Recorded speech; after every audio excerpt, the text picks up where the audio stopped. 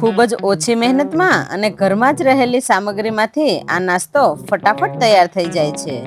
Hello everyone, welcome to Mudrika's cook. આજે આપણે બનાવીશું બટરથી ભરપૂર તવા પર બનતા એકદમ હેલ્ધી અને સુપર ક્રિસ્પી વેજીટેબલ શેઝવાન ટોસ્ટની રેસીપી. તો તેના માટે શાકભાજીમાં 1 નંગ કાકડી, 2 કેપ્સિકમ, 3 નાની ડુંગળી, અડધી કોબી અને 1 ટમેટું લીધું છે. ટમેટામાંથી બીજનો અને પાણીનો ભાગ કાઢી લેવાનો છે, જેનાથી બ્રેડ પોચી ન પડે. હવે બધી વસ્તુને કટિંગ કરી લઈશું. તો અહીંયા બધા શાકભાજી કટિંગ કરી લીધા છે. હવે બધા શાકભાજીને મિક્સ કરી લઈશું. શાકભાજીને એકદમ ક્રીમી અને સુપર ટેસ્ટી બનાવવા માટે આપણે એની અંદર ઉમેરશું ભરપૂર માયોનીઝ અને સાથે ઘણું બધું ખમણેલું ચીઝ પણ ઉમેરીશું. માયોનીઝ અને ચીઝનું કોમ્બિનેશન શાકભાજીના સ્વાદને બમણો કરી દેશે અને બાળકોને પણ ખાવાની ખૂબ જ મજા આવશે. તો 2 થી 3 ચમચી જેટલું માયોનીઝ ઉમેરવાનું છે.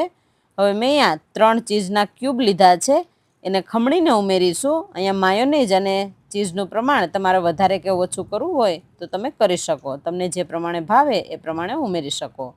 હવે અડધી ચમચી જેટલો મરી પાવડર ઉમેરીશું. હવે આ ક્રીમી સ્ટફિંગને એકદમ ચટાકેદાર અને પીઝા જેવો ટેસ્ટ આપવા માટે આપણે એની અંદર ઉમેરીશું 2 મોટી ચમચી ભરીને ચીલી ફ્લેક્સ અને 2 ચમચી ઓરેગાનો. હવે 1 ચમચી સેન્ડવિચ મસાલો ઉમેરીશું, સાથે અડધી ચમચી ચાટ મસાલો. બધા મસાલા ઉમેરે જાય એટલે બધા શાકભાજીને મિક્સ કરી લઈશું.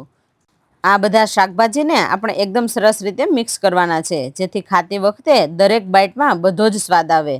હવે મેં અહીંયા રેગ્યુલર બ્રેડ લીધા છે.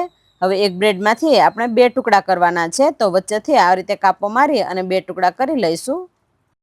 હવે બ્રેડની ઉપર બટર લગાવી દઈશું. બટર લગાવવાથી આપણે જે શાકભાજી એના પર રાખીશું તો બ્રેડ પોચી ન પડે, એટલા માટે સૌથી પહેલાં બટર લગાવવાનું છે.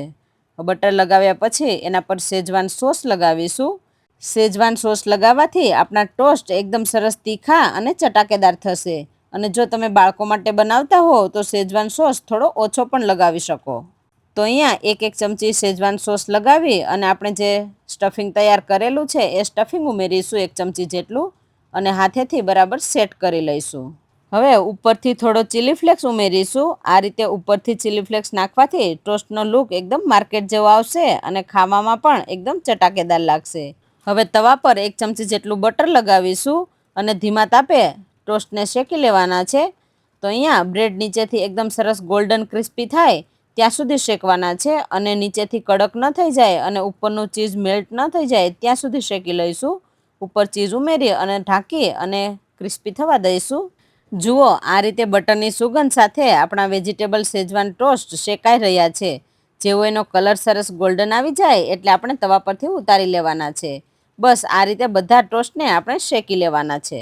તો આ રીતે બીજા બધા ટોસ્ટને શેકી લઈશું. તવા પર બટર લગાવી અને ધીમા તાપે આપણે ક્રિસ્પી થવા દેવાના છે.